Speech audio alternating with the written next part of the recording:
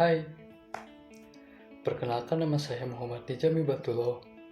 Saya membuat video ini untuk memenuhi tugas salah satu mata kuliah Sistem Basis Data. Oke, pertama-tama kita mulai dari bab 10. Langsung kita bacakan saja soalnya. Tuliskan perintah SQL untuk membuat tabel T_provinsi dan T_identitas pada pembahasan subbab 10.3 di atas dengan syarat sebagai berikut. Yang A, struktur tabel sesuai dengan yang di atas. Nah, di sini struktur tabelnya harus sesuai dengan yang di atas. Kita lihat struktur yang di atasnya.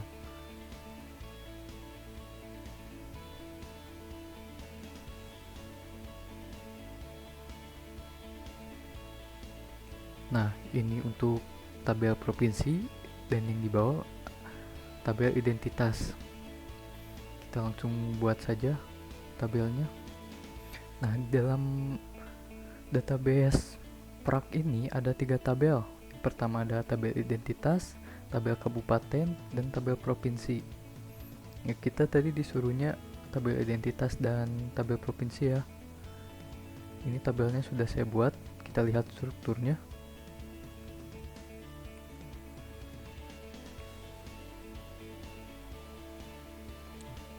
Nah, ini struktur dari tabel identitas. Nanti kita samakan dengan yang ada di modul.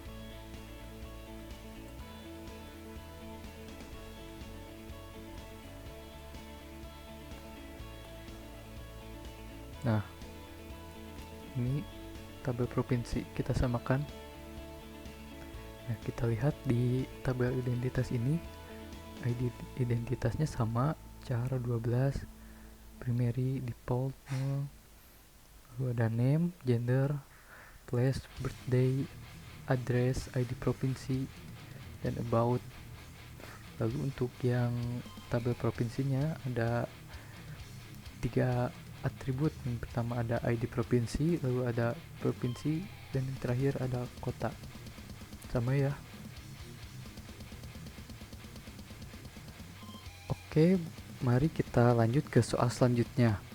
Di soal B, menggunakan keyword untuk merelasikan tabel. Kita buka comment prompt-nya. Nah, ini ada isi dari tabel identitas dan ini ada isi dari tabel provinsi. Rencananya untuk relasi nanti yang ID underscore provinsinya 5 akan ketahuan provinsi dan ibu kota provinsinya. Sebab di tabel identitas tidak ada field provinsi, jadi harus mengambil dari tabel yang lain. Kita langsung jalankan saja programnya. Oke, baik, kita langsung jalankan saja programnya.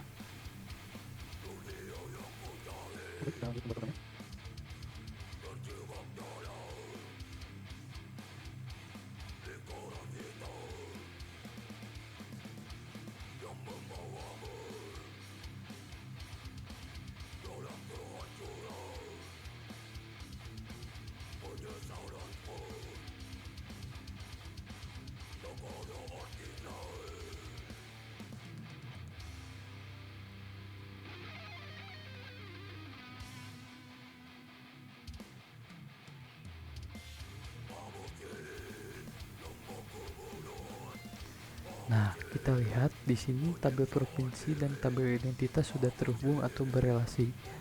Di sini ketika field ID underscore provinsi yang tabel identitas dan tabel provinsi sama, maka akan saling terhubung. Contohnya, di tabel identitas ini ada Widodo yang ID provinsinya sama dengan 5. Lalu di tabel provinsi yang ID underscore provinsinya 5 ada DI Yogyakarta. Nah, maka outputnya akan menyesuaikan field ID provinsi. Baik, lanjut ke soal yang nomor C. Soal ini perintahnya dengan menggunakan perintah SQL, tambahkan kolom nomor telepon pada T underscore identitas. Baik, kita coba memasukkan perintahnya.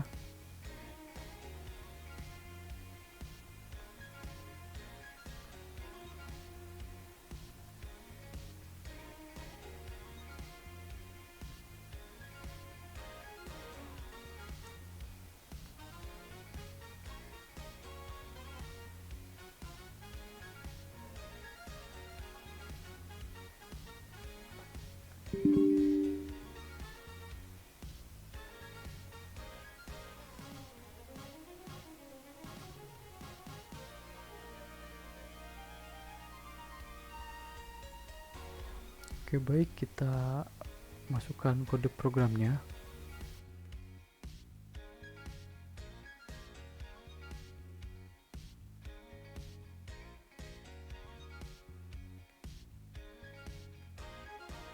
Kita lihat.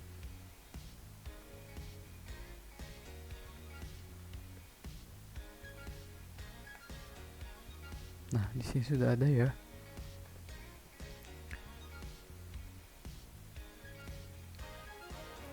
Nah, di sini tipe data nomor telepon adalah integer. Kenapa integer? Karena nomor telepon kan hanya mengandung angka. Oleh sebab itu, sebaiknya menggunakan integer agar ketika memasukkan data tidak ada kesalahan pada penulisannya. Soal yang selanjutnya, dengan menggunakan perintah SQL, tambahkan tabel kabupaten. Selanjutnya, relasikan dengan tabel yang sudah ada, tabel identitas atau tabel provinsi. Pertama-tama kita buat tabel kabupatennya. Kita lihat.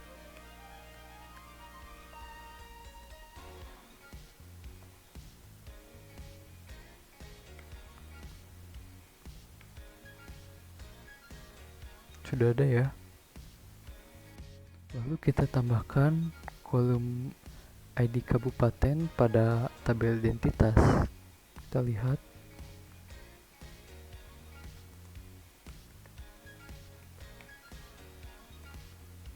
Nih, sudah ada ya. Selanjutnya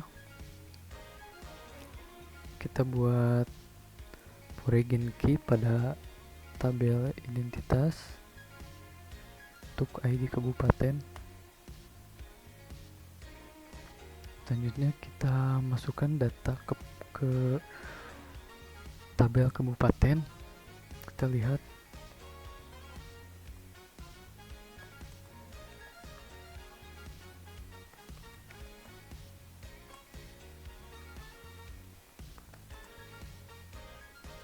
Sudah ada ya. Lalu kita relasikan tabel kabupaten dengan tabel identitas dan tabel provinsi. Dan ini hasilnya. Selanjutnya kita lanjut ke soal yang E dan F. Di sini soal E dengan menggunakan perintah SQL, isikan data ke tabel kabupaten minimal 5 data. Lalu yang F, tuliskan perintah SQL untuk menampilkan data nama mahasiswa. Setiorini berasal dari Provinsi Lampung dan Kabupaten Lampung Tengah. Baik, kita langsung saja ya. Untuk soal yang E, kita disuruh memasukkan data. Datanya sudah saya input.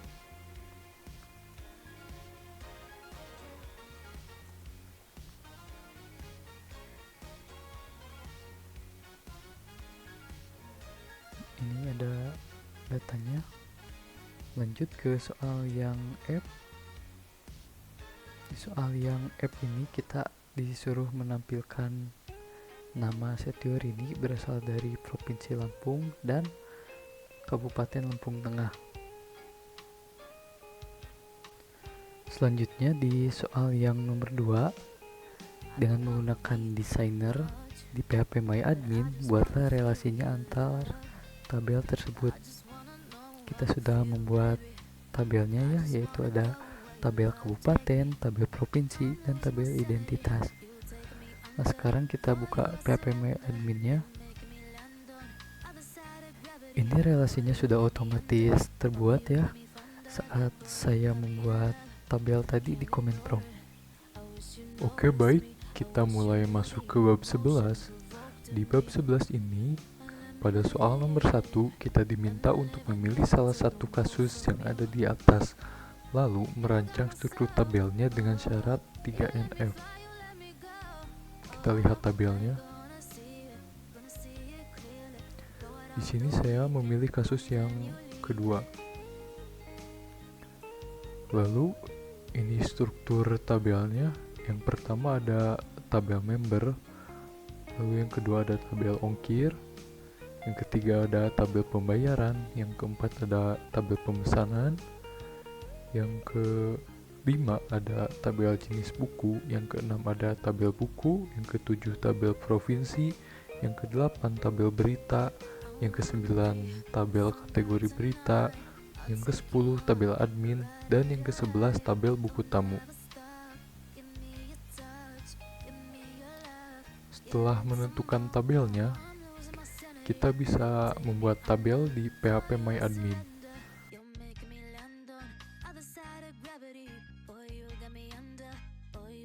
Oke, baik, ini relasinya.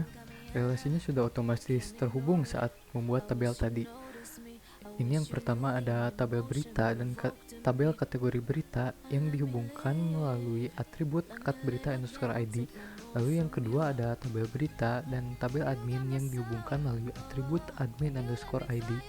Lalu yang ketiga ada tabel member yang terhubung dengan tabel pemesanan melalui atribut member underscore ID. Lalu ada juga tabel pembayaran yang terhubung dengan tabel pemesanan melalui atribut pembayaran underscore ID. Selanjutnya ada tabel ongkir dan tabel provinsi yang terhubung melalui atribut provinsi underscore ID. Lalu tabel ongkir berrelasi dengan tabel pemesanan melalui atribut ongkir underscore ID. Lalu ada tabel buku yang berrelasi dengan tabel pemesanan melalui buku underscore ID. Yang terakhir ada jenis buku dan tabel buku yang berrelasi melalui atribut jenis buku underscore ID. Nah, kalau yang ini, yang buku tamu tidak berrelasi dengan tabel manapun. Kita lanjut soal yang nomor 3. Isi sampel data masing-masing tabel minimal 5 data. Kita buka terminalnya. Di sini data-datanya sudah saya masukkan dan berikut adalah tabel yang sudah diisi datanya. Di sini ada tabel member, ini isinya. Lalu ini ada tabel ongkir, ini tabel pembayaran, ini tabel pesanan. Lalu ada juga tabel jenis buku, ini tabel buku, ini tabel provinsi, ini tabel berita, ini tabel kategori berita, ini tabel admin. Yang terakhir ada tabel buku tamu. Oke, baik, kita masuk ke soal yang nomor 4. Kan tadi kita milihnya yang kasus 2 ya. Dari kasus 2 ini, soal yang pertama, member melakukan pemesanan. Yang kedua, member melakukan pembayaran. Dan yang ketiga, member mengetahui ongkos kirim untuk provinsinya. Misal di Yogyakarta. Oke, baik, kita langsung saja mulai programnya. Nah, pertama-tama kita menambahkan data dasar ke tabel member, buku, pembayaran, provinsi, dan ongkir. Hal ini dilakukan untuk memastikan semua informasi yang dibutuhkan sudah tersedia. Selanjutnya, member app membuat pesanan untuk buku app. Dalam proses ini, kita memastikan bahwa transaksi berjalan secara atomik, sehingga tidak ada data yang tertinggal jika terjadi kesalahan. Setelah pesanan dibuat, member app kemudian melakukan pembayaran. Status pembayaran diubah menjadi lunas. Untuk memastikan bahwa pesanan sudah diproses dengan benar, kita menampilkan detail pesanan tersebut, termasuk nama member, judul buku, metode pembayaran, status pembayaran, nama provinsi, dan ongkos kirim. Ini contohnya. Di sini sudah terlihat ya. Status pembayaran lunas, nama provinsinya di Lampung, dan ongkos kirimnya 25.000.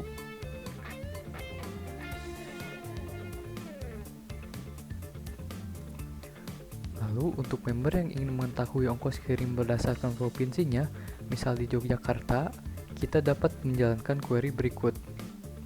Ini.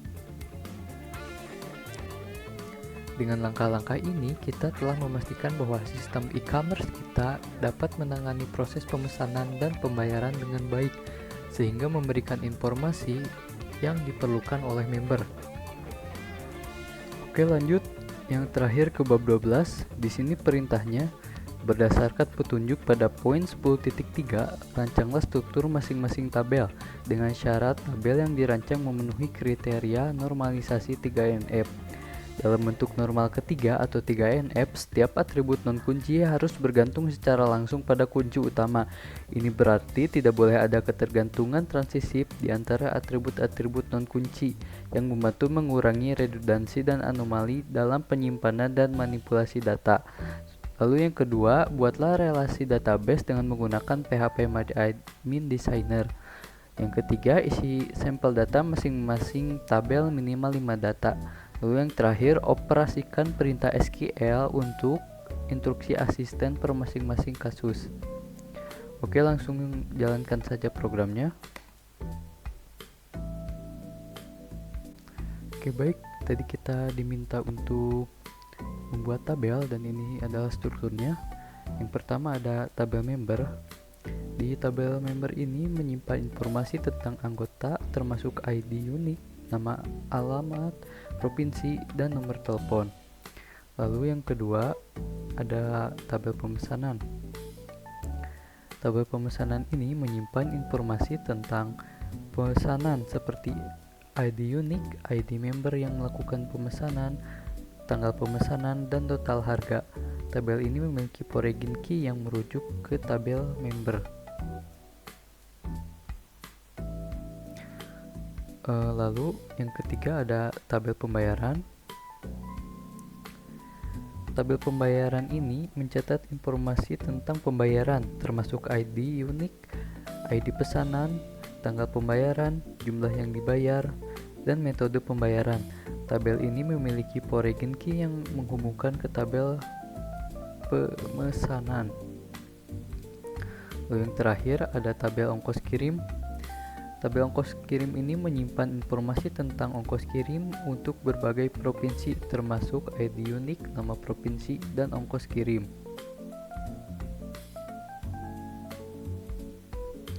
Kita langsung saja lihat relasinya ya di PHP MyAdmin.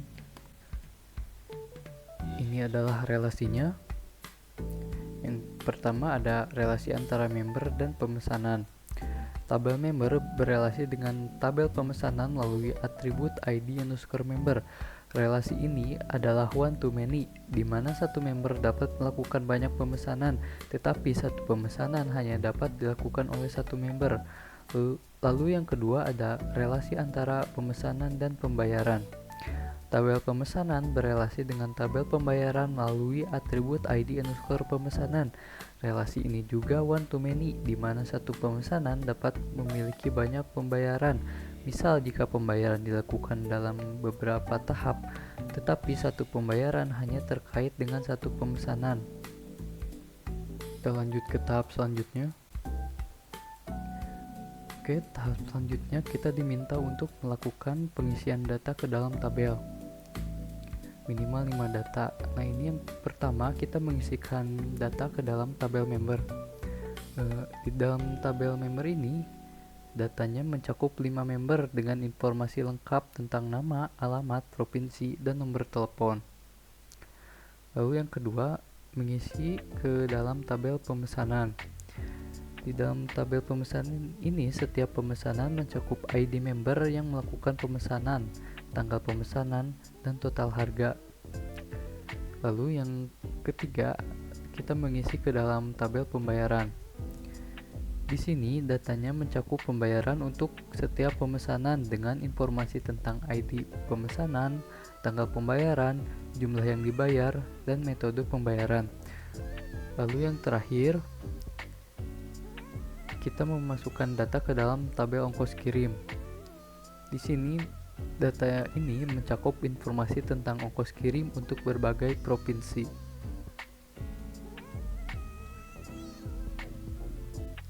Oke, kita lanjut mengoperasikan perintah SQL-nya. Yang pertama, di sini query ini menampilkan semua pemesanan yang dilakukan oleh member bernama Budi Santoso. Saya menggabungkan tabel pemesanan dan tabel member untuk mendapatkan nama member, tanggal pemesanan, dan total harga. Lalu yang kedua, Query ini menampilkan semua pembayaran yang dilakukan menggunakan metode pembayaran kartu kredit. Hasilnya termasuk ID pemesanan, tanggal pembayaran, jumlah yang dibayar, dan metode pembayaran. Lalu yang ketiga, query ini menampilkan ongkos kirim untuk Provinsi Jawa Barat. Hasilnya menunjukkan nama provinsi dan ongkos kirim yang terkait. Selanjutnya, query ini menampilkan total ongkos kirim yang harus dibayar oleh member bernama Siti Aminah berdasarkan provinsinya. Kami menggabungkan tabel member dan ongkos kirim untuk mendapatkan nama member, nama provinsi, dan ongkos kirim.